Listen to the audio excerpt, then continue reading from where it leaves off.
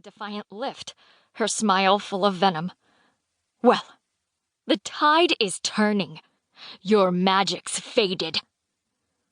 Some of what she's saying is true, to the sadness of many Gardnerians. Most of my people have no magic or weak magic at best, and we haven't had a great mage in generations. But our magic isn't dark, and I've never done a thing to harm her or anyone else, though I'm sorely tempted to in this moment. I can feel her angry gaze on me as I turn to her husband. "Please, Merchant Darrow," I plead, the forced politeness of my tone ringing false in my own ears. "I've spent weeks preparing these healing brews for your shop. My family is counting on me to sell them." Conscience seems to get the better of Merchant Darrow, his lined face tensing in discomfort. "Just this last time, Tesla," he forces out gruffly, still not looking at me as he pulls the vials of medicines closer to inspect them.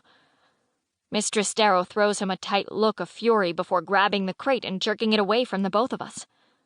"We'll take them then," she smiles malevolently. "Just like you crows took our land." She sets a hard gaze on her husband. "No payment." I'm not sure I've heard her right. "What?"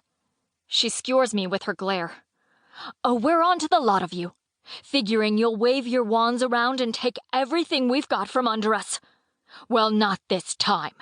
We're going to fight, and we'll stamp you all out before you have a chance to raise up another dark mage. And we're taking our land back." My heart pounds like a hammer. I lunge for the crate, but she's anticipated me, pulling it quickly out of reach just as Brandon and 2 other burly blacksmith apprentices lumber into the guild market. "You can't!" I protest, full of righteous fury and mounting desperation as she sets the crate on a high shelf behind her. "That's a whole month's work. We've nothing else to trade. You're stealing." "Got a roach in here? Causing trouble?" Brandon saunters toward me, smelling of sweat and smoke. His blonde hair is greasy, and the flag of Keltania is securely pinned over his heart. I glare up at him with undisguised loathing. Undaunted, Brandon reaches out with a broad, dirty hand to paw at my hair.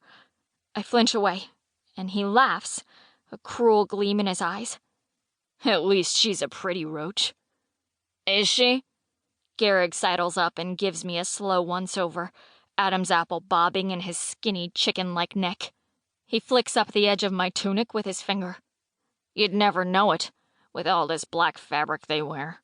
Could have 3 titties for all we know."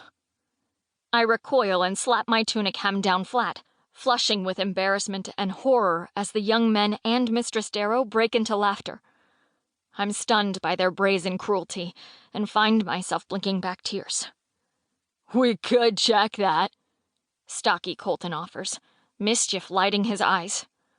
Their chortling quickly turns to an open leer. I shrink back, my gaze darting toward the door, then desperately back to my medicines. Merchant Darrow won't let them hurt me, I reason, trying to calm myself. He's never been unkind, and surely he'll pay me. Out of the corner of my eye, through the store's large front windows, I see young Celtic men running down the street, armed with bows and swords, the flag of Keltania pinned to their arms. My mind is cast into confusion and mounting alarm. "What's happening?"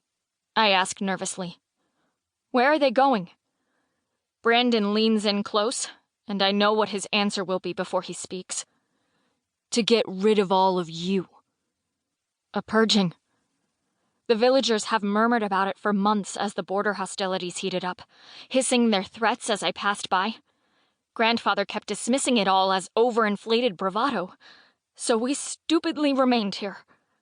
My plan for escape is a single day too late. I back away from Brandon as my stomach gives a sickening lurch, suddenly aware of how much danger we're in. I have to get home to Grandfather and Wren. I have to get them to safety right now. And I have to get hold of Grandfather's wand so I can use what magic I have to protect them. "Come along, Edgard." Mistress Darrow slyly purrs to her husband, a vengeful gleam in her eye. She takes in the restless crowd on the street, Brandon and his cohorts. To keep listening to this audiobook, I've left you a link in the description so you can do it, at no cost thanks to Audible's 30-day free trial.